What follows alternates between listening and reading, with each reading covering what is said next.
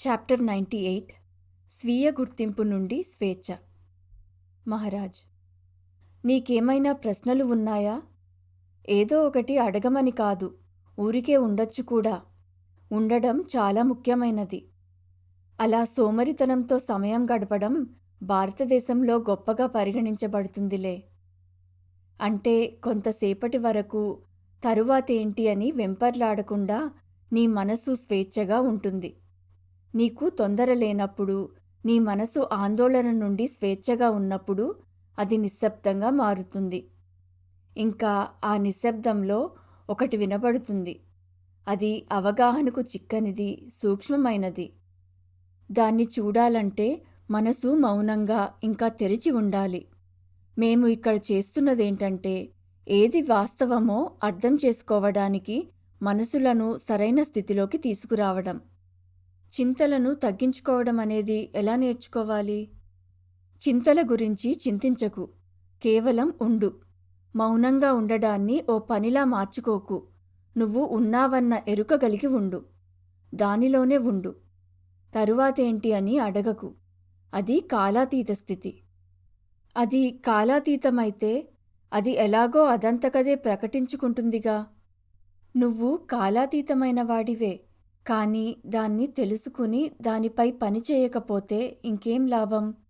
నీ భిక్షపాత్ర బంగారుదయ్యుండొచ్చు, కానీ నీకది తెలియనంతవరకు నువ్వు పేదవాడివే. నీకు నీ లోపలి విలువ తెలియాలి. నువ్వు దాన్ని నమ్మాలి. ఇంకా కోరిక, భయం యొక్క రోజువారీ త్యాగంలో దాన్ని వ్యక్తపరచాలి. నన్ను నేను తెలుసుకుంటే నాకు కోరిక ఇంకా భయం ఉండవా?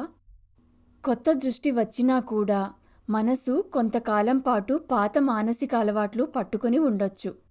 తెలిసిన గతం కోసం ఆరాటపడటం, ఇంకా తెలియని భవిష్యత్తు గురించి భయపడే అలవాటు. అదంతా మనసే అని తెలిసినప్పుడు నువ్వు దాన్ని దాటి వెళ్ళగలవు. నీ గురించి నీకు అన్ని రకాల ఆలోచనలు ఉన్నంతవరకు నిన్ను నువ్వు ఆ ఆలోచనల మధ్యనే వెతుకుతావు. నిన్ను నువ్వు నిజంగా తెలుసుకోవాలంటే అన్ని ఆలోచనలను వదిలిపెట్టు. మంచినీటి యొక్క రుచిని ఊహించలేవు. అన్ని రుచులను తీసేసినప్పుడు మిగిలినదే దాని అసలైన రుచి. నీ ప్రస్తుత జీవితం పట్ల నువ్వు ఆసక్తి కలిగున్నంత వరకు నువ్వు దాన్ని వదలలేవు. తెలిసిన దాన్ని పట్టుకుని కూర్చున్నంత వరకు సత్యం కనుగొనలేవు. నీ జీవితపు దుఃఖాన్ని పూర్తిగా తెలుసుకుని దాని పట్ల తిరుగుబాటు చేసినప్పుడే బయటికి దారి కనబడుతుంది. భారతదేశం యొక్క శాశ్వతత్వం ఈ ఉనికి యొక్క కోణాలలో ఉందని నేనిప్పుడు చూడగలుగుతున్నాను. భారతదేశం ఎప్పుడూ దాన్ని సంరక్షిస్తూ వచ్చింది. ఇది ఓ దాచబడని రహస్యం. దాన్ని పంచడానికి ఇక్కడి మనుషులు ఎప్పుడూ సిద్ధంగానే ఉంటారు. గురువులు ఎంతోమంది ఉన్నారు, కానీ నిర్భయ శిష్యులు ఎంతమంది ఉన్నారు? నేర్చుకోవడానికి నేను సిద్ధంగా ఉన్నాను. పదాలు నేర్చుకోవడంతో సరిపోదు. నీకు సిద్ధాంతం తెలియచ్చు, కానీ నీ యొక్క ప్రేమ ఇంకా ఆనందం వ్యక్తిగతం కాని, గుణరహితమైన, వాస్తవ అనుభవం లేకుండా వట్టి మౌఖిక జ్ఞానం ఫలరహితమైనది. మరి నేనేం చేయాలి? ఉండడానికి ప్రయత్నించు. ప్రయత్నం చాలా ముఖ్యం. ప్రతిరోజు మౌనంగా కూర్చోడానికి తగినంత సమయం కేటాయించు. వ్యక్తిగత ఉనికి యొక్క వ్యసనాలను ఇంకా వ్యామోహాలను దాటి వెళ్ళడానికి ప్రయత్నించు. ఎలా అని అడగకు, అది వివరించబడదు. నువ్వు విజయం సాధించే వరకు ప్రయత్నిస్తూనే ఉండు. పట్టుదలతో ఉంటే విఫలమవ్వవు. అన్నిటికంటే ముఖ్యమైనది ఉత్సుకత. నువ్వు ఇప్పటి వరకు నీ వ్యక్తిత్వాన్ని ఎంతో ఎక్కువగా అనుభూతి చెంది ఉండవచ్చు.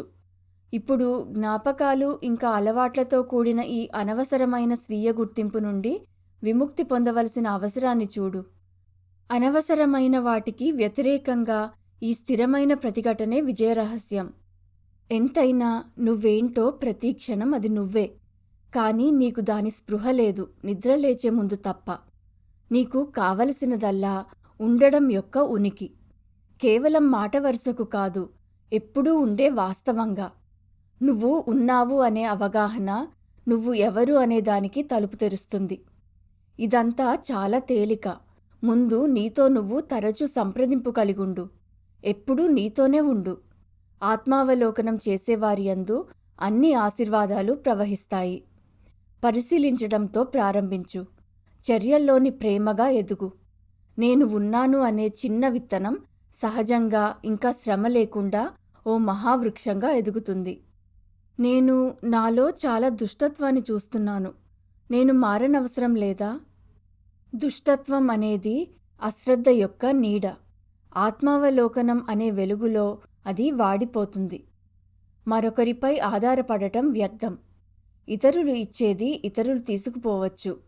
నీ లోపలి మార్గదర్శకత్వం తప్ప దేన్ని స్వీకరించకు. అందులో కూడా జ్ఞాపకాలను జల్లెడపట్టు. ఎందుకంటే అవి నిన్ను తప్పుదారి పట్టించగలవు. ఎలా ఏంటి అని తెలియకపోయినా పర్వాలేదు. మౌనంగా ఉండు. నీ లోపలికి చూడు. నీకు తప్పకుండా సహాయం దొరుకుతుంది. నీ తరువాతి అడుగు నీకు తెలపకుండా నువ్వు వదిలివేయబడవు. సమస్యల్లా నువ్వు దాన్ని పట్టించుకోకపోవచ్చు. అప్రమత్తంగా ఉండు. గుర్తుంచుకో, నువ్వు గ్రహించేవేవి నీవి కావు. బయట నుండి వచ్చేవి అంత విలువైనవి కావు. నీ సొంత జ్ఞానమే నీకు సహాయపడగలదు. పదాలు కేవలం నీ మనసులో చిత్రాలను గీస్తాయి. నువ్వు ఆ మానసిక చిత్రం కాదు. నువ్వు చిత్రం వెనుక ఇంకా చిత్రానికి అతీతంగా ఉన్న గ్రహింపు యొక్క శక్తివి. నాతో నన్ను ఉండమనడంలో మీరు నన్ను అహంకారంలో ఉండమని సలహా ఇస్తున్నట్టుంది. నాకు ఇతరుల పట్ల అక్కర ఉండనవసరం లేదా? ఇతరుల పట్ల నీ అక్కర అహంకారపూరితమైనది, స్వీయ కేంద్రీకృతమైనది. నీకు ఇతర వ్యక్తులపై ఆసక్తి లేదు. వాళ్ళు నీ స్వంత భావచిత్రాన్ని మెరుగుపరిచే వరకు మాత్రమే నీకు వారిపై ఆసక్తి ఉంటుంది. స్వార్థంలో ఒకరి స్వంత శరీరం యొక్క రక్షణ పట్ల మాత్రమే శ్రద్ధ వహించడం ఉంటుంది. శరీరం అంటే నా ఉద్దేశం నీ పేరుకు, నీ రూపానికి సంబంధించినవన్నీ. నీ కుటుంబం, నీ వంశం, నీ దేశం, జాతి వంటివి. తాను శరీరం ఇంకా మనసు కాదని తెలిసిన వ్యక్తికి స్వార్థం ఉండదు. నేను ప్రపంచము, ప్రపంచమే నేను అనేది అతడికి సహజమవుతుంది. అది ఒక్కసారి స్థాపించబడితే ఇక స్వార్థపూరితంగా ఉండటానికి అవకాశమే లేదు. స్వార్థపూరితంగా ఉండటం అంటే మొత్తం కోసం కాకుండా వ్యక్తి అనే చిన్న భాగం తరపున ఆశపడటం, ఇంకా కూడబెట్టుకోవటం. మీ ప్రస్తుత స్థితిలో మీరు మరో వ్యక్తిని ప్రేమించగలరా? నేనే ఆ మరో వ్యక్తి. పేరు, రూపంలో మేము భిన్నంగా ఉన్నాము, కానీ వేరుతనం లేదు. ఉనికి యొక్క మూలంలో మేము ఒక్కటే. ఇద్దరు మనుషుల మధ్య ప్రేమ కూడా అంతేగా? అవును, కానీ వారికి దాని యొక్క స్పృహ ఉండదు. ఆకర్షణ ఉంటుంది, కానీ ఎందుకో వారికి తెలియదు. ప్రేమ ఎందుకు ఎంపిక చేస్తుంది? ప్రేమ ఎంపిక చేయదు, కోరిక ఎంపిక చేస్తుంది. ప్రేమకు పరాయివారు ఉండరు. స్వార్థం లేనప్పుడు ఆనందం పట్ల కోరిక, దుఃఖం పట్ల భయం ఆగిపోతాయి. నేను మంచి చెడు అనే సమస్య నుండి మొదలు పెట్టవద్దా? సుఖకరమైన దాన్ని మనుషులు మంచిదిగా తీసుకుంటారు, బాధాకరమైన దాన్ని చెడుగా భావిస్తారు.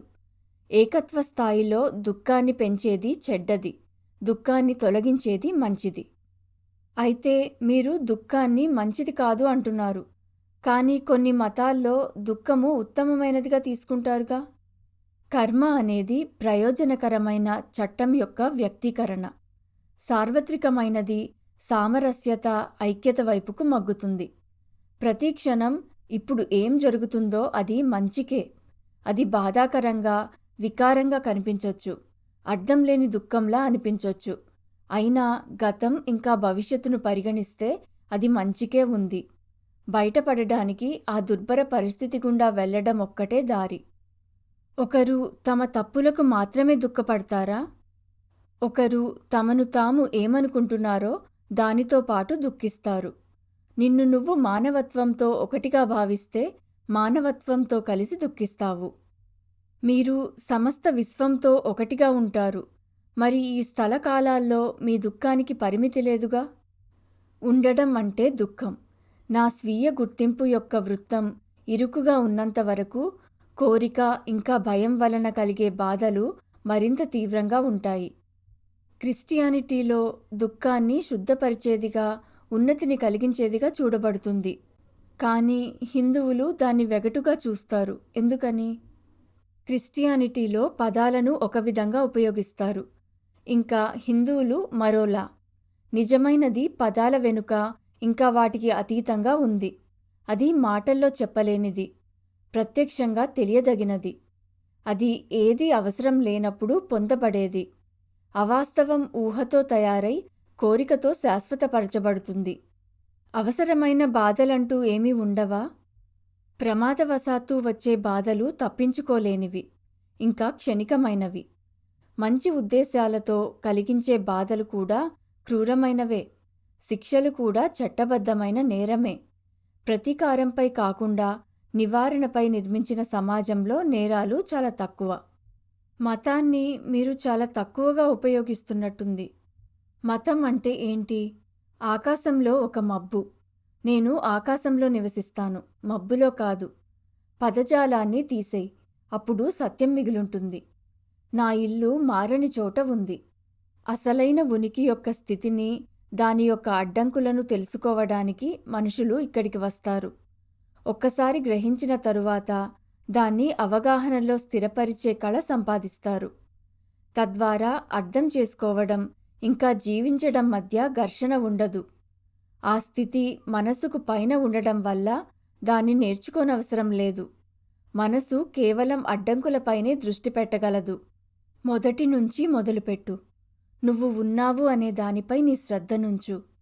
ఏ వేళైనా నేను లేను అని నువ్వు చెప్పలేవు. నాకు గుర్తులేదు అని మాత్రమే చెప్పగలవు. జ్ఞాపకం నమ్మదగనిదని నీకు తెలుసు.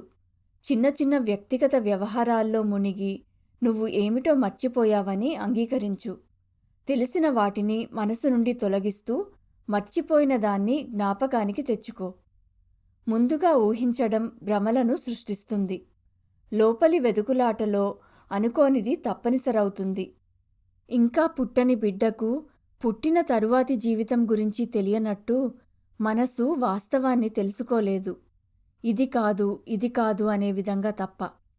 అవాస్తవాన్ని వాస్తవంగా తీసుకోవడమే అసలైన అడ్డంకి.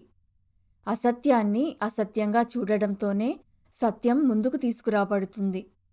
పూర్తి స్పష్టత, అపారమైన ప్రేమ, పూర్తి నిర్భయత దాని రూపం. మాట్లాడడానికి పదాలు కావాలిగా.